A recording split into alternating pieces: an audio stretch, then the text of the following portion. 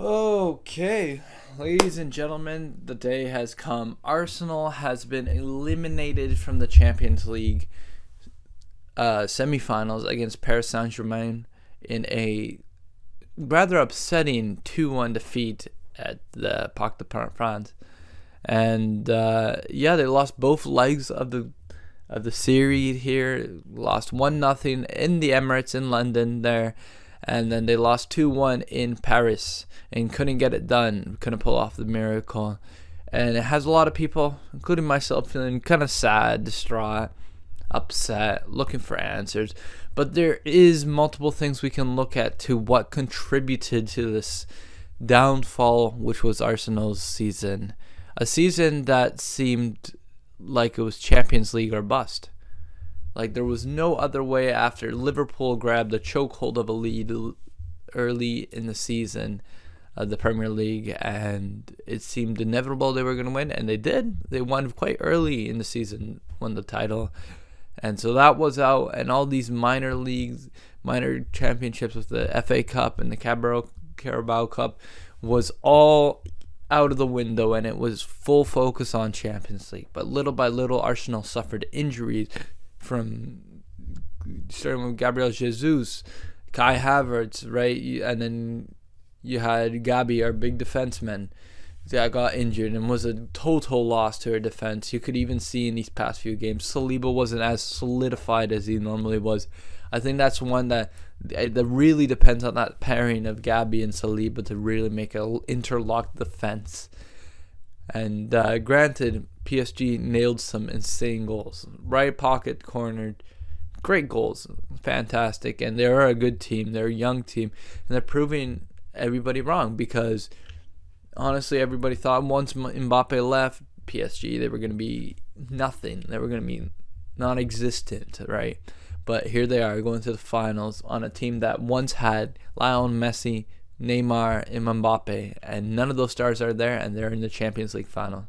So that just goes to show how much superstar power actually does to help out a team. You know, football or soccer is a 11-player game. It's not just one player can make that much of a difference. You can see that right now with Inter Miami and Lionel Messi. He's trying his best, but you can't elevate absolutely everyone, right? You can bring a horse to water, but you can't make it drink, sort of thing.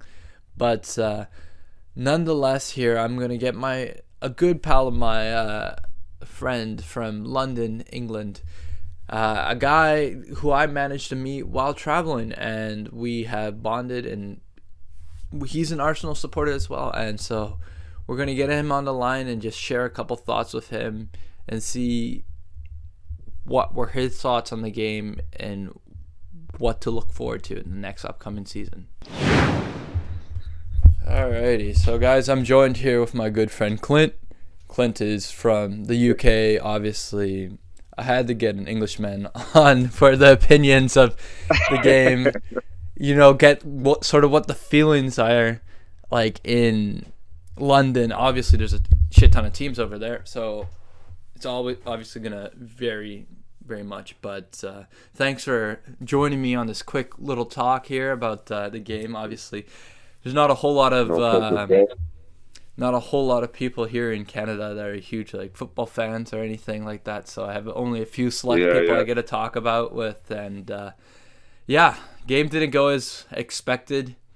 2-1 for PSG, disappointing, but can we say it was totally unexpected? I don't think so. This PSG team is a very dominant team, and they're built from the ground up. They have a lot of people. Their chemistry they have on the team is very solidified, and they are, it wouldn't surprise me if they won against Inter. They're a force to be reckoned with. Yeah, no, definitely, man. Like, even like when I saw like what they done with Liverpool as well, and after that Aston Villa, I was like, yeah, because Aston Villa are quite solid. To be honest with you, when they played Aston Villa, I was thinking to myself, I'd rather play PSG than Aston Villa, because I feel like Aston Villa are a bit of a a bogey team in the league for Arsenal. Do you know what I mean? But PSG just showed, man, like how much quality they've got. Do you know what I mean? They dispatched us, they dispatched Liverpool, and dispatched Aston Villa and Man City. You know what I mean?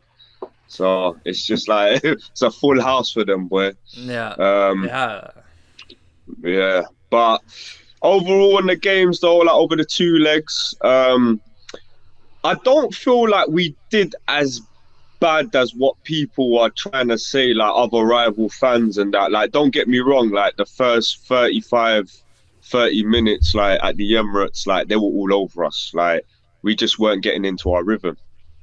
But then we started to pick it up like towards the end of the take control at the end of the second half in the first leg.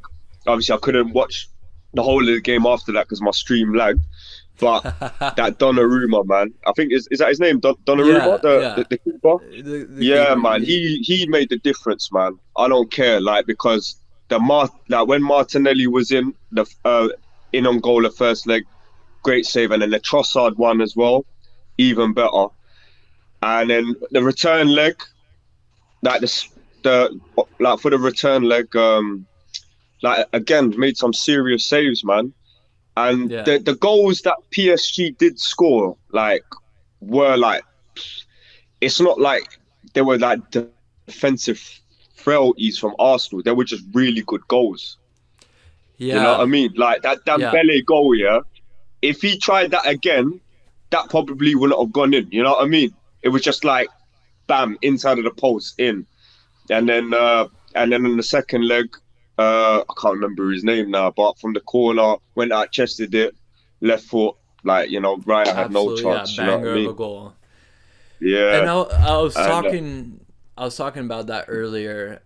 How a lot of these PSG goals were really good goal, pocketed in the corners, aimed for the corners, hit right in the sweet spot where it's really there's not much where David Raya could do for those shots, right? yeah, And I guess that's what shows when you have a team that has a killer mentality for the striking, And I felt Arsenal had this hole left in the team after various injuries with Kai Havertz, and then you had Gabriel Jesus go down, and then you were wondering who are we going to throw up front? Who are we going to throw up front? And it felt like Mikel Arteta was just doing a bit of testing here, but the team was managing to get by, and you could see how it wasn't going to work too well because in the Premier League we were just drawing games. There was no like finish in the attacking. It was like we could make yeah, up plays, but we couldn't finish up. And some players yeah, went yeah, cold. Like Odegaard, I know he was having the most frustrating few games here in the Champions League where he just couldn't get anything going. And I know people were on his neck, on his case about not playing up to his usual standard. But when you get frustrated and you can't get anything going, it feels like nothing will ever work for you. Like it feels like your boots are 10 times heavier than they should be. Every time you're running, it feels way sore than it should be. And these are the sort of things where here in North America, we have this expression that like when you score after not being able to score or make a good play after not being able to make a good play in so long, it's like getting the monkey off your back, getting this weight that's dragging you down. So I felt like he was extremely struggling with that. And, I'm not going to be blaming him for not clutching up in the Champions League because, it happens. Players either excel or players either drop, right? We saw Declan Rice against Madrid there had some of the greatest games I've ever seen him play. Just looked like top 5 player in the whole entire world against Madrid. yeah, With 2 absolute banger of goals in that first leg there. And just frustrating all across the board. But, yeah, I think this is a common thing within European football, especially with a top 6 team in England, Arsenal being a top 6 team. People are bound to hate. People are saying we bottled it. And people said we bottled the Premier League this season, even though we never led the Premier League, So it's like yeah, people just look for something to get a reaction out of it. But in reality, I think we should be proud of ourselves. We made significant steps in the Champions League. We Yeah, took on Madrid, like the kings of Champions League, people could say, right? We beat them in both of the legs against a very star-studded team there, and we went far. We were just one game away from making it to the finals here. So, I feel like if Arsenal makes the right decision this offseason and brings in a striker or a true nine, somebody that can be clinical and finish, then I feel happy with our chances next year. yeah, no, 100%, man. Because at the moment, like our real only attacking outlet is Saka by the looks of it, man. But like, Yeah, we're a solid team all round, but it's just yeah, like injuries, lack of attacking options is just basically what's costing us really like this season. You know what I mean? yeah, So like in the summer, like signings need to be made. You know what I mean? I think people are too.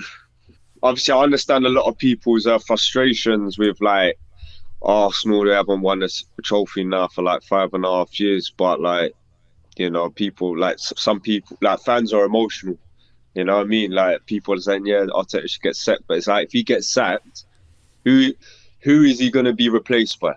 Do you know what I yeah, mean? It's not like there's like loads of like, and the thing is like you can see the team are playing for him.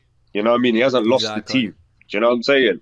Like they want to win. They want to win for him. They want to win for the club. But it's just how it goes, man. You know what I mean? But we're still a solid team. You know what I mean? But obviously, we just need the trophies with it. But and I do think it's going to happen. It's just when it will happen. You know what I mean? Exactly. And yeah, Yeah, people are extremely clinical about Arteta, but my uncle back in Brazil, he has this phrase where he says everybody believes they're a better manager, than the manager exactly. of the team. They think, oh, this is when you should slot this player, and this is when this player should come out, and they're making all these decisions from the couch, but those decisions you will never know how they will pan out unless they actually go through it, right? So yeah, there are times when Arteta could have made changes to the lineup earlier in the game, but how do you know for sure that was going to benefit? It's one of those things in the heat of the moment. And then it also comes down to the players. Like, there's only so much a manager can do to push the players and try to train them to succeed in scoring.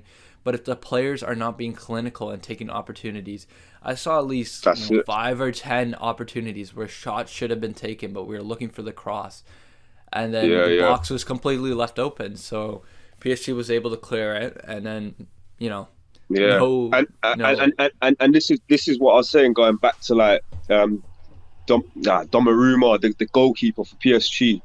Like the first 10 minutes, like we had Rice missed that header. We had Odegaard that wicked save from the keeper, and then Martinelli say like literally we potentially could have been like if we had scored within that first 10 minutes, the tie could have just been on its head. It could have swung a lot more our way. Do you know what I mean? And yeah, the momentum would have shifted. Do you know what I mean? But that keeper like literally kept PSG like level and with the 1-0 aggregate lead. So and once they warmed into the game, they managed to get like a hold of the pace of the game and like kind of get a bit more of a foot in the game. You know what I mean? Whereas like literally the first 10 minutes we were on their neck. You know what I mean? So and we had chances as well. Like so it's and considering like with our lack of attacking options and how much attacking options they got, we made just as much as they did. You know what I'm saying? yeah, absolutely. I felt honestly very confident in the way Arsenal started the game. They were very dominant in the possession. I think it was something like 65% to just like 25 or 35 or something like that. It was just absolutely insane from the start for Mm. Arsenal. But I think the real killer is when Declan Rice challenged for that. I think it was a Yeah, header or no? He it, just took out the legs and then he yeah, gave like them that it was set just it was piece. just a, it was just a poor touch. It went away from him, and then he's taken down the man. They've given the free kick, and that's where the first goal's led from. Like I said, it's small, it's fine margins. You know what I mean? Yeah, In this game, like literally, it was fine margins. So But when you're at the top level of European football, fine margins is what wins and loses games. You know what I mean? Yeah, exactly, man. It's just So, and but I think as soon as PSG scored there, the breath of life kind of left Arsenal a bit. It was like a sucker punch, and if they wanted to make anything happen, they had to score in that first half to kind of lighten the mood going into the break, but they weren't able to. And then PSG scores another, but then Saka scores one, but it proves to not be enough. Yeah, disappointing way to end it, but yeah, for me at least, I'm proud of the team. Even though we're not bringing up trophies to show for what we've done, we've succeeded in going deep in the Champions League, especially with a very injured team. And we've exercised demons, man. We spanked Man City at home, which was they were our demons for so long, right? They were haunting us in that first place all the time. So we were able to push them aside, but yeah, some big changes will need to be done this summer. I say keep Arteta, trust the process. Obviously, things have been increasing with time, getting better. And sure, you can say, a couple of years ago when we were first in that title race against Man City, and we had that pretty significant lead in December. Yeah, you could say that one stung a lot. And we obviously played a horrible April, a terrible April, and we couldn't close out there. And yeah, but those sort of things are what help build teams learn. You're not gonna automatically just like come out of nowhere, win a random championship, and just like keep being at the top level. You had to go through so much trial and error to even get there. yeah. No, definitely, man. Definitely. Like, and plus, like, like, obviously, it's not the experience you want, but it's an experience you can learn from. You know what I mean? It's experience regardless. You know what I'm saying? So for the whole team, um, but yeah, it's just I think it would just be down to like next year we just have to like just rebuild and make some good attacking signings now, man. We need a striker, we need a winger, we need probably another creative midfielder as well. Um, because yeah, when Odegaard was injured, the only really other creative person we had was one year. He was like what 18 years old, but I don't Yeah, think Arteta felt he was ready to play in that centre role. You know what I mean? So yeah, like our bench was it was literally like really really fine. So yeah, some changes have to be made, but like systematically, we're quite a solid team. Other than that, do you know what I mean? It's just absolutely. like we're quite good at. We're a big team, we're a strong team, but we just need to be a bit more clinical, like up front in the final thirds. Um, so yeah, but we'll see how it goes in the summer, man. We just need to focus on trying to at least keep second now because we've got Liverpool next, Newcastle, Yeah, and then Southampton. So and City it's are 3 points away from us. So yeah, yeah, because they're going to be tough games, man. tough games, and yeah, with the threat of us possibly not being in Champions League season, next year if we lose all of these games is too big of a risk to take. So, I believe Yeah, the players are going to play with all their heart because they had to go in a positive note at least to, send the fans off with something, right? But I don't think there's much more to say about it. Like, we've kind of put it out there. We've talked about the game. And, bro, I just wanted to say thank you for your time. It was kind of a last minute thing to ask you to join this call and get this conversation going about the team. But I'm hoping throughout the future we could do more conversations when the season yeah, comes no, around definitely. No again. worries. I've always got time for you, my brother. You know what I I mean? love it. Always I got love time it. for you. And then Yeah, maybe yeah, one day, 100%. man, one day the goal is for us to catch a game together over there in the Emirates. Yeah, yeah, yeah, Make it yeah, yeah. possible. No, We'll definitely. figure out a way, but that would Yeah, be yeah, probably one of the top moments for us. Yeah. So yeah. 100%, man. 100%. I'm going to wrap up this video here, guys. A huge thank you to Clint for joining me here. Arsenal season, our Champions League campaign comes to an end after a dramatic 3-1 loss to PSG.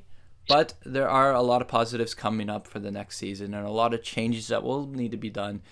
But you guys let me know. What did you think of the Arsenal's year in the Champions League and Premier League? Leave your comments down below. Let's create a discussion here. And let's create a healthy discussion. You know, I see so much. And make sure you like and subscribe to this guy's channel as well. Yes. But anyways, guys, it's been a pleasure. Until next time.